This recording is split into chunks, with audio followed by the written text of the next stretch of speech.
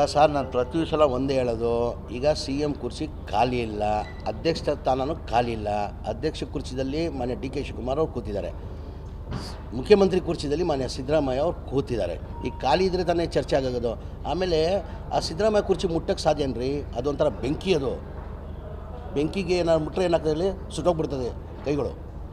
ಅದೊಂಥರ ಸಿದ್ದರಾಮಯ್ಯ ಬೆಂಕಿ ಇದ್ದಂಗೆ ಅದು. ಇಲ್ಲ ಯಾರನ್ನ ಇಲ್ಲಿ ಈಗ ಮುಖ್ಯಮಂತ್ರಿ ಕುರ್ಚಿ ಅಂತೂ ಖಾಲಿ ಇಲ್ಲ. ಆಮೇಲೆ ಅದಕ್ಕಿಂತ ಹೆಚ್ಚಾಗಿ ಸಿದ್ದರಾಮಯ್ಯ ಒಂಥರ ಬೆಂಕಿ ಇದ್ದಂಗೆ, ನಾನು ಟಗರ್ ಅಂತೀನಿ, ಅವರು ಒಂಥರ ಬೆಂಕಿ ಇದ್ದಂಗೆ. ಆ ಬೆಂಕಿಗೆ ಯಾರನ್ನ ಮುಟ್ಟಕ್ಕೆ ಸಾಧ್ಯನಾ? ಮುಟ್ಟರೆ ಏನಾಗ್ತದೆ ಹೇಳಿ, ಬರ್ನ್ ಆಗ್ತದೆ. ಹಂಗಾಗಿ ಸಾಧ್ಯನೇ ಇಲ್ಲ. ಈಗ ನೋಡ್ರಿ, ನಾನು ಪದೇ ಪದೇ ಹೇಳ್ತೀನಿ, ನಮ್ಮ ಪಕ್ಷ ಹೈಕಮಾಂಡ್ ಪಕ್ಷ. ಈಗ ಆಲ್ರೆಡಿ ಮುಖ್ಯಮಂತ್ರಿ ಕುರ್ಚಿಯಲ್ಲಿ ಮಾನ್ಯ ಸಿದ್ದರಾಮಯ್ಯ ಅವರು ಕೂತಿದ್ದಾರೆ, ಅಧ್ಯಕ್ಷ ಕುರ್ಚಿಯಲ್ಲಿ ಮಾನ್ಯ ಡಿ ಕೆ ಶಿವಕುಮಾರ್ ಅವರು ಕೂತಿದ್ದಾರೆ. ಅವ್ರು ಏನಾದ್ರು ಬದಲಾವಣೆ ಆಗಬೇಕಾದ್ರೆ ನಾವು ನಮ್ಮ ಅಭಿಪ್ರಾಯ ನಾವು ಹೇಳ್ಕೊಳ್ಬೋದು. ತೀರ್ಮಾನ ಮಾಡೋರು ಯಾರು? ನಮ್ಮ ಪಕ್ಷದ ಹೈಕಮಾಂಡ್. ನಮ್ಮ ಪಕ್ಷದ ಹೈಕಮಾಂಡ್ ಏನು ತೀರ್ಮಾನ ಮಾಡಿ ನಾವೆಲ್ಲ ಬದ್ಧ ಇರೋಕೆ ಆಗ್ತದೆ. ಅವ್ರು ಗೆರೆ ಹಾಕಿದ್ದು ನಾವೆಲ್ಲ ಯಾರು ಗೆರೆ ದಾಟಲ್ಲ.